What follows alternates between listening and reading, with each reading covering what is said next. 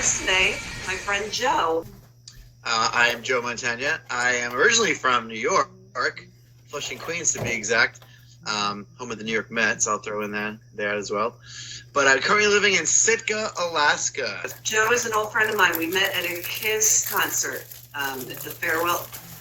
So we're talking about the Dressed to Kill footage? Yeah, that was a lot of fun. Ah, right on. Yeah, cool. Yeah, my drummer Bobby started that page, I want to say a couple months ago, and he's just been transferring all the old videotapes that we recorded 25 years ago when we had toured from New York to Arizona and back. We went south, and then we cut up through the country, up through Wyoming, Montana, and all the way across the country, and it's all documented. And New York City's Dressed to Kill. I'm sure Nina will throw a link up on here on the screen where you can absolutely. you can just click on something. It's fun. It's fun stuff. That's the one where you were. I'd never seen you drink like that before, and you're not a drinker. The 100,000 years. It took 100,000 years. That was really fun. It was about 100,000 minutes long, 100,000 years. Yeah. And that was our deal. We never claimed to be Kiss, and we knew we weren't Kiss. And if I was gonna toast the crowd, I would toast the crowd as Joe, and the crowd loved it, and we had fun with it. So I was like half David Lee Roth, half Paul Stanley. That's how I looked at that, and it worked. The boots, we have the 8-inch heels and all that stuff, and my band kept going. They just kept playing that beat. Bobby kept playing either Chris. Poor drummer. Raw rock and roll in your face, and we partied. And that combination is how we won over our fans. We didn't have the internet back then. We weren't texting people. It was word of mouth, and the crowds were great. And the videos are up on YouTube to prove it. You should go check it out. Definitely like and comment and subscribe and all that other fun stuff. I'm getting new to. Getting all this. The signing and these shows are great, but the footage of after parties, that was funny. It's all in there. Oh my god. Oh yeah, that was funny. The girls and their body parts. Send them over there. Oh, I don't give it away. Right. I'm not going to say anymore. Most of it's concert footage. The bonus stuff is great in the videos. The pre-show, the post-show, it's just us being goofballs and hanging out with the crowd. Again, very fun, Paul Stanley-like. But I put the makeup on. I had the real hair. Everything was real back then. Real hair on the chest. I went to one of the after parties. There wasn't many. I was at one of your after parties, but I don't know if it was videotaped. We brought the cameras everywhere, and we knew it was a good time, and we knew we were going to want to show our kids this footage. Unfortunately, we can't. I know, right? That was a fun one. You'll have to tell me that story about Keith after this. Oh, I can officially tell you right now. He had given me permission. Tell me. Keith plays the Ace Frehley, and I'll put a picture up. He does. Go ahead. The best ace in the world. He was back then, and he is right now. And he is currently tapped to play with Richie Scarlett and the guys. He's in Frehley's Comet minus Ace. Keith is playing the Ace part with another guitar player. Yeah, whose name is beside me. They're doing a gig, I want to say, in L.A., I think at the end of September or October. I think you'll have to get Keith on. He'd be a great interview for you, Nina. He'd be great because Keith. Yeah, he's in that circle now, and he's playing with Ace's drummer, and Richie Scarlett's the only name that comes to me right now. I can't believe I can't think of the drummer's name, who is an amazing. Coogan. Coogan is. Coogan, or maybe you'll have to ask Keith. You'll have to interview him and get all the facts. He was a lot of fun. Didn't he go with us to the David Lee Roth show? Remember the radio station thing we went to? Oh my God! Yeah, right before I moved to New York. Yeah, I think he totally did. Yeah, it was good times. Times. Maybe we'll Skype him into this call. That would be fun.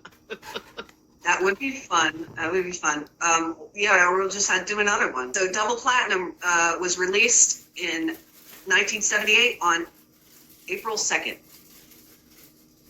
Yeah, just making sure that's right, because I know you Kiss fans really watch those things. God forbid I make a mistake. Okay, so This is not a big one of mine. This was not my first album, double platinum. I know a lot of people like it, but I prefer the one before it, Alive 2. And Joe, you're a big fan of Alive, correct? Oh, Alive 1 is yeah. Well, I think Double Platinum was all record company. That was all Casablanca Records saying, you know, we got to capitalize on Kiss's popularity right now. I mean, I remember reading articles, not even watching videos. Back in the day, you know, when I was reading a lot of articles about Kiss before the internet, that it was all record company. Gene and Paul had zero control over it. I mean, they sped up the recording of Firehouse just to put a different version out, thinking it was going to be a disco, like, popular version. And, for me, it's just, it was neat to hear a different version for a second, and then looking back, it's like, wait, why? Like, what's the point? So knowing that, then, you know, when you realize that the artist had no control over that, then the whole Strutter 78, different recording, I felt, why bother? But okay, it's a different version, so it's always cool to have a different version, especially when it's re-recorded. But like that Firehouse sped up version, it's like, why do that?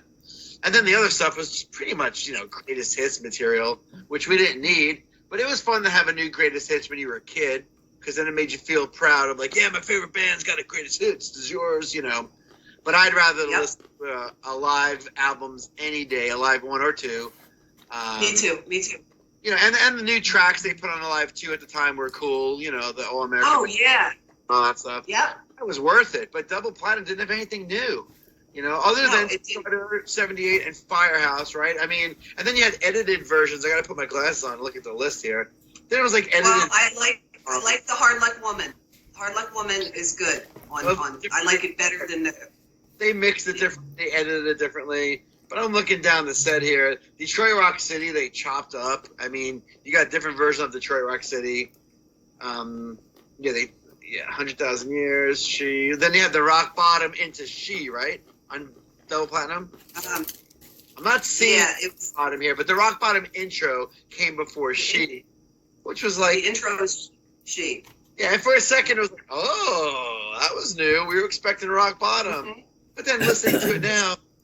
I have no need for it. I want to hear Rock Bottom after that intro, you know. But I get it. You know, record company was trying to do something different. And the timeline, like they were filming Kiss Meets the Phantom of the Park. You know, all these things, all the merchandise, all the toys. It was just, I don't know if they were starting to lose it here. Well, it was a business, and I guess you can't blame them. And they put out Double Platinum. I don't even think that record went Double Platinum, to be honest with you. I bought it used at a record store. I must have been, I'm going to say 10 or 11. We had Mr. Cheapo's in Flushing, Queens. I bought all my records there, and there was a used one.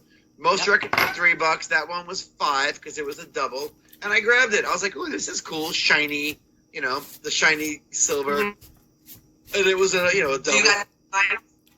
Yeah, I definitely got the vinyl. Yeah, and it was about a year after it came out, so that's why I'm thinking I was like maybe 8 or 9 actually.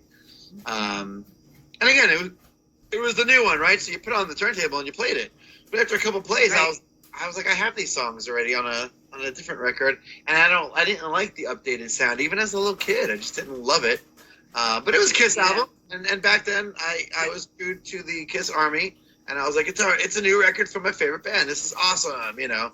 But again, in hindsight now, or even now, I haven't touched that album at all to play it on any format, digital, CD, or I bought the CD just to have the CD because I wanted to have the collection, right? You got to have the collection. It could be buried in the Kiss coffin. Gladly put it in the Kiss coffin, and I'd be fine with that. Yeah. Yeah. Timeline is everything. Let's make some kick-ass potato salad.